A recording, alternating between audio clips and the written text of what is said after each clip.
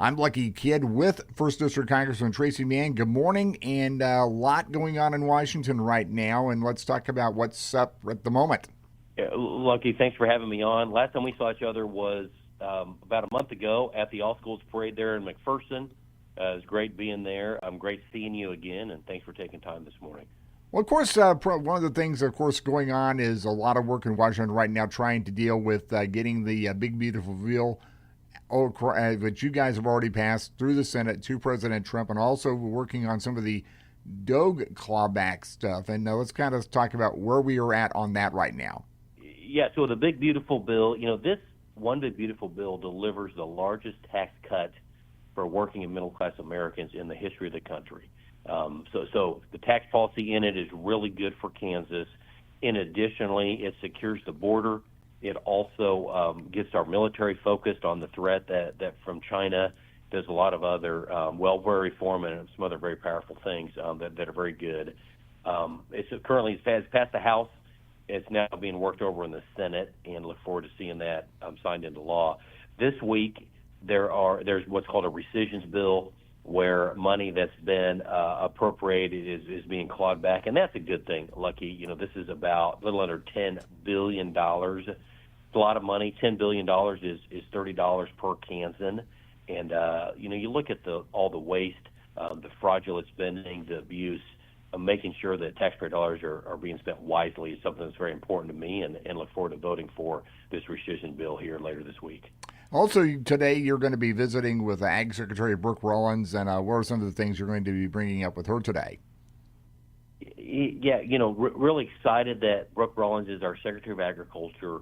When she got sworn in earlier this year, 3 or 4 days later, she was in Kansas meeting with ag producers. So I hosted her in Southwest Kansas. We toured a feed yard, toured a dairy.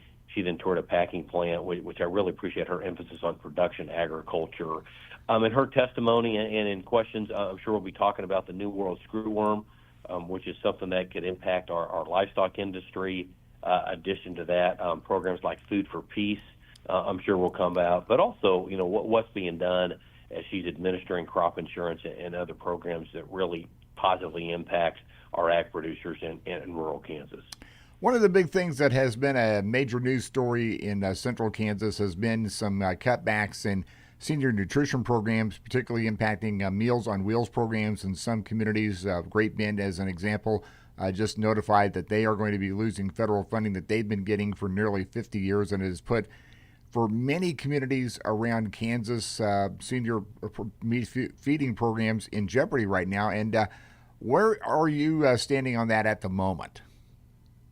Well, right now, my understanding is that the president, the budget process is such that the president proposes a budget. In that there are cuts to certain programs. My understanding is this is one of them. But the real question is, what does Congress then do with that proposal? What actually ends up getting passed and then funded? And so that's what we're working on right now, and that'll be playing out over the next few weeks and months here moving forward.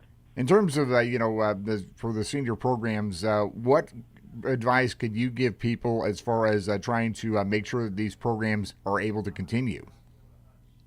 Yeah, I'm the co-chair of the Hunger Caucus, so hunger is something that I care a lot about. I think making sure that folks that are impacted are making that known, both local level, state level, federal level as well, is really important. Every community administers and funds Meals on Wheels differently, different makeup, different mixes. And so it's really a matter of looking at the program on a case-by-case, community-by-community, county-by-county basis. As we head forward in Washington, of course, another thing that I think a lot of people are keeping an eye on there and across the country is that some of the protests have been going on in regard to the ICE raids that have been taking place. Los Angeles, probably most people is viewing as Exhibit A. It's happening in other places. And your thoughts on that? Well, my thoughts would be, and I think most Kansans would agree with this, we are a country of law and order.